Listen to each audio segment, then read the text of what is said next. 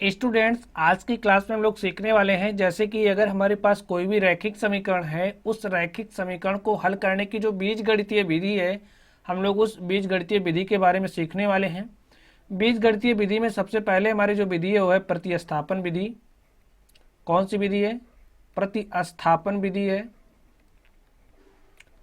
और हमारी जो दूसरी विधि है वो है विलोपन विधि। और जो तीसरी विधि है वो है वज्र गुणन विधि। कैसी विधि है? वज्र गुणन विधि है। आज की क्लास में हम लोग सीखेंगे प्रतिस्थापन विधि के बारे में, विलोपन विधि के बारे में, और जो वज्र गुणन विधि है इसका वीडियो लिंक आपको डिस्क्रिप्शन बॉक्स में मिल जाएगा। चलिए हम लोग सीखते हैं कि प्रतिस्थापन विधि क्या है। चलिए इसको हम लोग एक एग्जाम्पल के माध्यम से समझते हैं। देखिए यहाँ पर हमारे पास एग्जाम्पल लिखा गया है 7x - 15y = 2। दूसरा इक्वेशन है, इसको हम लोग इक्वेशन नंबर 1 मान लेते हैं। हमारे पास दूसरा इक्वेशन है x + 2y = 3, इसको हम लोग मान लेते हैं इक्वेशन नंबर 2। तो चलिए हम लोग इसको सॉल्व करते हैं। लिखिए समीकरण 1 ले लीजिए आप। इस समीकरण 1 से हम लोग सॉल्व करते हैं। समीकरण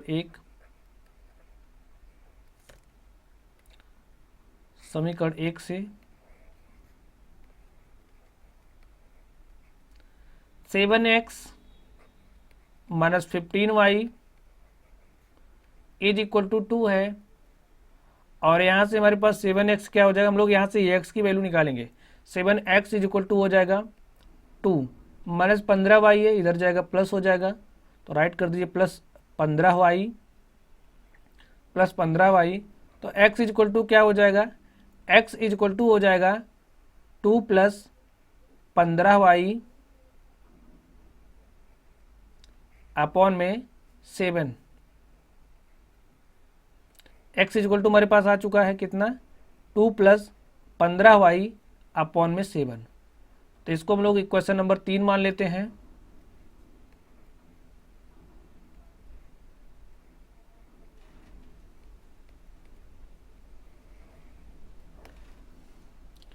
चलिए ये जो x की वैल्यू है, x की वैल्यू को हम लोग समीकरण 2 में रखते हैं। x का मान समीकरण 2 में रखने पर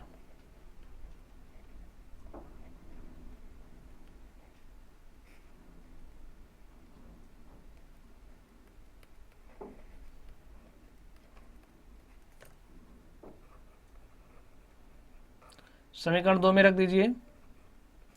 क्या हो जाएगा? x की वैल्यू रखिए 2 + 15y अपॉन में 7 प्लस 2y = 3। तो क्या हो जाएगा? 2 + 15y, इसके ऊपर नीचे 7 से मल्टीप्लाई कर दिए तो क्या हो जाएगा? 14y। अब दोनों का बटा सेम होगा तो हम लोग पूरे का बटा 7 कर देंगे, = 3। हल करिए इसको। 2 + 15y 14y कितना हो जाएगा? 29y अपॉन में हो जाएगा 7 = 3। इस 7 से यहाँ पे मल्टीप्लाई कर दीजिए तो क्या हो जाएगा?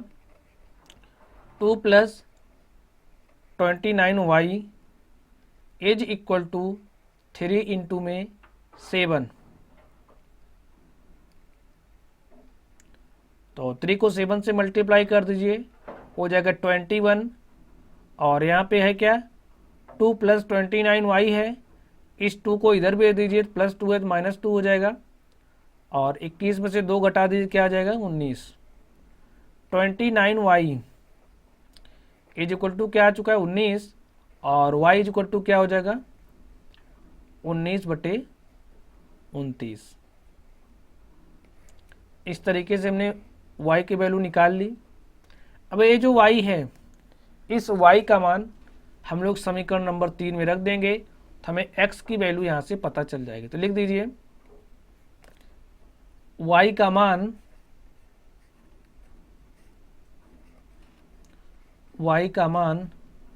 समीकरण 3 में रखने पर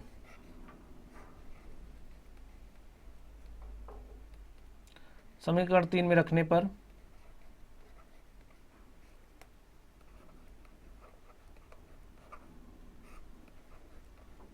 समीकरण 3 में रख दीजिए।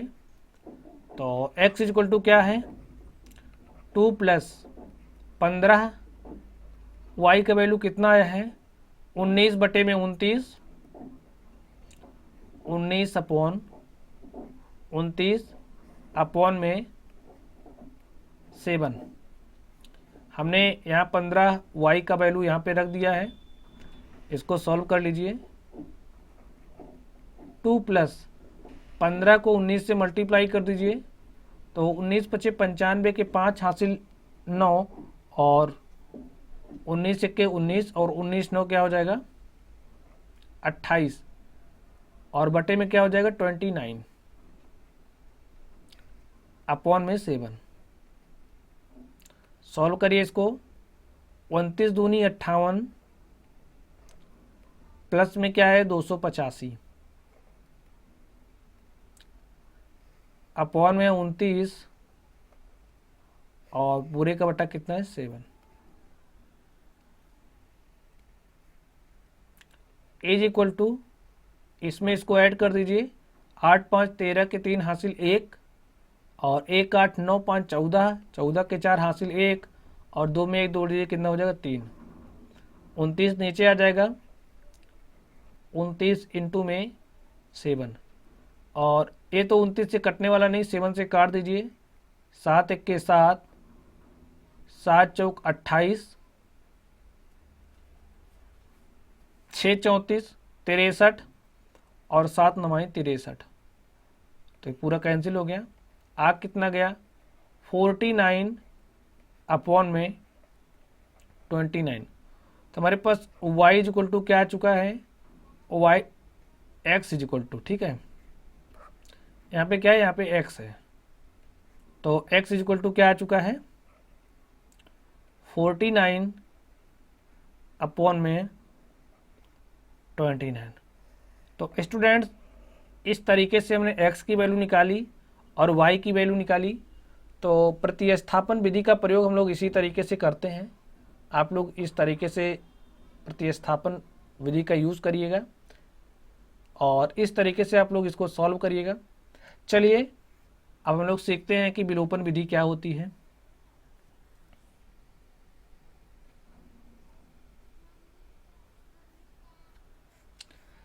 चलिए हम लोग विलोपन विधि को सीखने वाले हैं।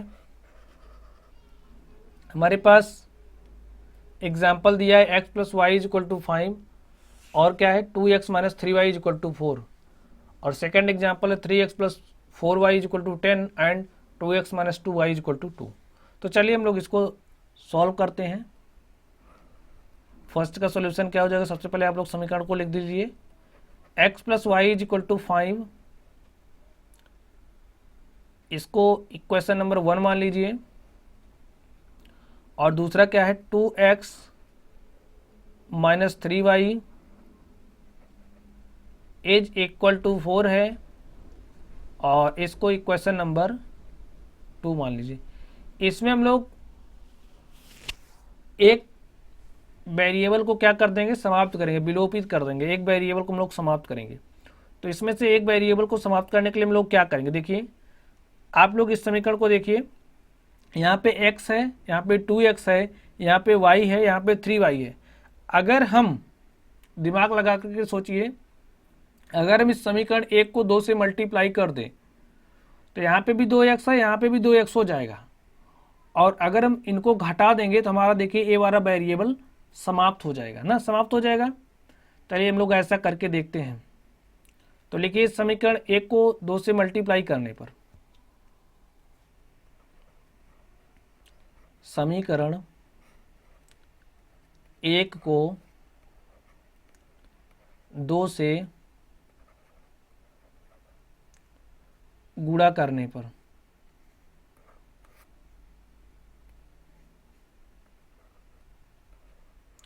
2 से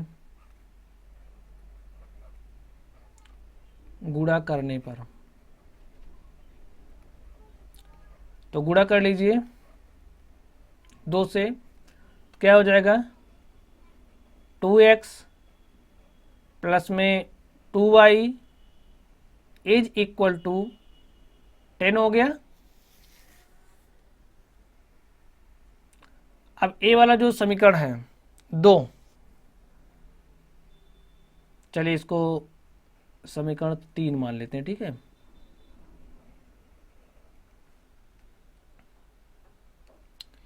ये जो समीकरण 2 है और समीकरण 3 है, तो समीकरण 2 और 3 को लिख लीजिए। 2x minus 3y is equal to 4। Next वाला क्या है 2x, यानी कि समीकरण number 3, 2x plus 2y is equal to 10। अब देखिए साइन तो दोनों का समान है, तो हम लोग क्या करेंगे घटा देंगे, लिख लीजिए घटाने पर।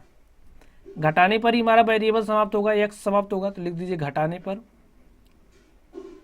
यानी कि जो समीकरण हमारा 2 है और जो समीकरण 3 है, समीकरण 2 में से 3 को आप घटा दीजिए। तो घटाइए, घटाने में क्या होगा साइन चेंज हो जाएगा, साइन चेंज कर दीजिए।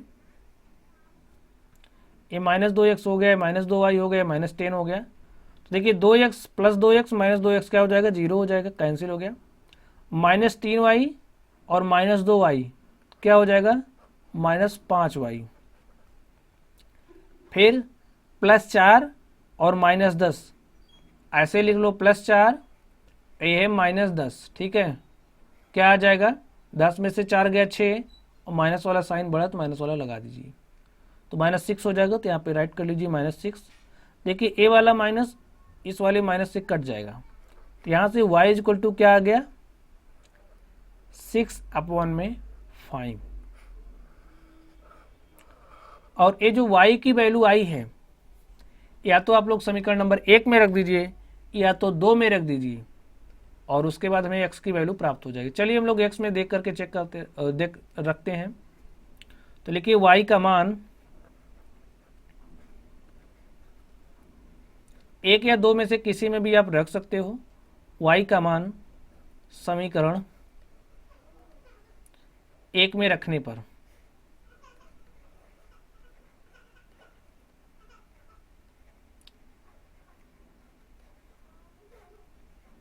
समीकरण 1 हमारे पास क्या है x plus y is equal to 5। तो लिख लीजिए x plus y is equal to 5 है, और y की वैल्यू कितना है 6/5। तो y की वैल्यू रख दीजिए 6/5 इज इक्वल टू 5, और यहाँ से x इज इक्वल टू क्या हो जाएगा, ये प्लस है इधर आएगा माइनस के साथ हो जाएगा, तो लिख दीजिए 5 माइनस 6/5। सॉल्व करिए, इसमें ऊपर नीचे 5 से मल्टीप्लाई कर दीजिए, क्या हो जाएगा 5 × 25 = 25, और 25 माइनस 6 हर दोनों को बराबर हो गया है, तो बराबर कर लीजिए। 25 में से 6 गया क्या हो जाएगा, 25 में से 6 गया क्या हो जाएगा 19, क्या आ गया 19/5। तो x की वैल्यू क्या आ चुकी है 19/5। अब अगर आप लोग इस y का मान समीकरण 2 में रखते तब भी आपके पास x की वैल्यू आ जाती। तो इस तरीके से हमने इस एग्जाम्पल के माध्यम से समझने का प्रयास किया कि विलोपन विधि का यूज कैसे करते हैं। चलिए हमारे पास एक दूसरा एग्जाम्पल है, इस एग्जाम्पल को भी हम लोग विलोपन विधि से सॉल्व करते हैं। चलिए स्टूडेंट्स हम लोग इस सेकंड नंबर के एग्जाम्पल को सॉल्व करते हैं। क्या है इसको लिख लीजिए 3x plus 4y is equal to 10 है, तो इसको इक्वेशन नंबर 1 मान लीजिए। और 2x minus 2y is equal to क्या है, 2 है, और इसको हम लोग इक्वेशन नंबर 2 मान लेते हैं। और इसको देखिए और देखने के बाद सोचिए कि हम लोग किस वेरिएबल को आसानी से समाप्त कर सकते हैं। जो भी वेरिएबल आसानी से समाप्त हो सकता है उसको हम लोग करेंगे। देखिए अब इसको आप लोग ध्यान से देखिए, यहाँ पे 3x है, यहाँ पे 2x है, यहाँ पे 4y है, यहाँ पे 2y है। तो अगर हम लोग इस समीकरण 2 में 2 से मल्टीप्लाई कर दें तो यहाँ पे क्या हो जाएगा, 4y हो जाएगा। और अगर हम दोनों को जोड़ लेंगे तो हमारा ये y वाला y जो वेरिएबल है समाप्त हो जाएगा आसानी से। x को भी आप समाप्त कर सकते हो। चलिए हम लोग इसमें y को समाप्त करेंगे। इसके लिए हम लोग क्या करेंगे, जो हमारा समीकरण 2 है, समीकरण 2 में 2 से मल्टीप्लाई करेंगे। तो लिखिए समीकरण 2 में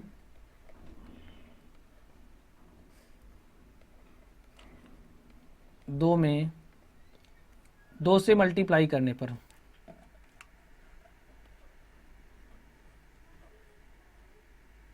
2 से मल्टीप्लाई कर दीजिए।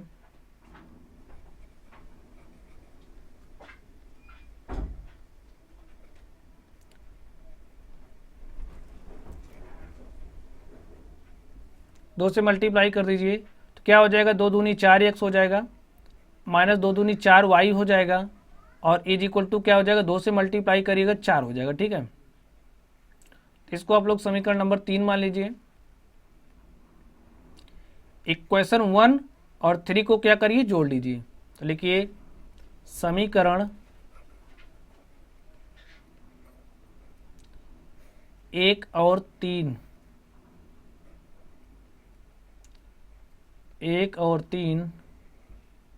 को जोड़ने पर क्या होगा,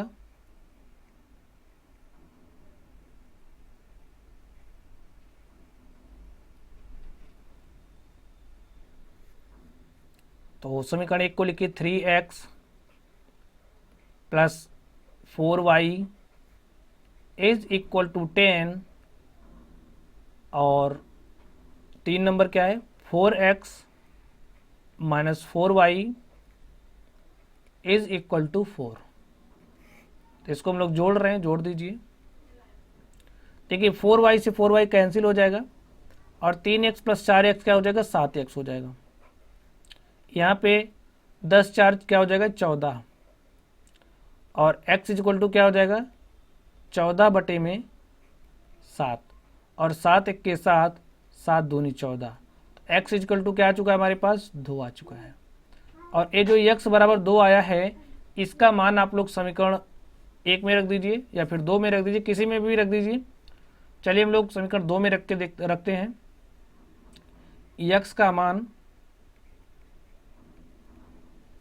समीकरण 2 में रखने पर, समीकरण 2 में रखने पर समीकरण 2 में रख दीजिए। तो समीकरण 2 क्या है, 2x minus 2y is equal to 2 है। तो x का मान रखना है तो रख दीजिए, 2 गुणे 2 हो जाएगा, minus 2y is equal to 2। तो 2 दूनी क्या हो जाएगा, 4, और 4 minus 2y is equal to 2।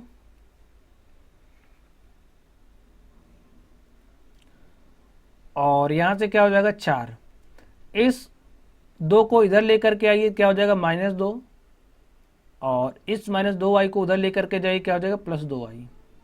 तो 4 में से 2 गया 2, और यहाँ पे क्या हो गया, 2y, और एक ए 2 से ए 2 कट गया, और यहाँ से हमारे पास y इज इक्वल टू क्या आ गया है, y इज इक्वल टू आ चुका है क्या, 1। तो इस तरीके से हमारे पास ये जो समीकरण था, समीकरण के जो पेयर थे, हमने इसको सॉल्व किया, और इसको सॉल्व करने के लिए हमने विलोपन विधि का यूज़ किया। विलोपन विधि में हम लोग किसी एक वेरिएबल को समाप्त करते हैं, उसके बाद इसको जोड़ या घटा करके हल कर लेते हैं। ठीक है, किसी वेरिएबल को समाप्त करने के लिए हम लोग जोड़ते या घटाते हैं, और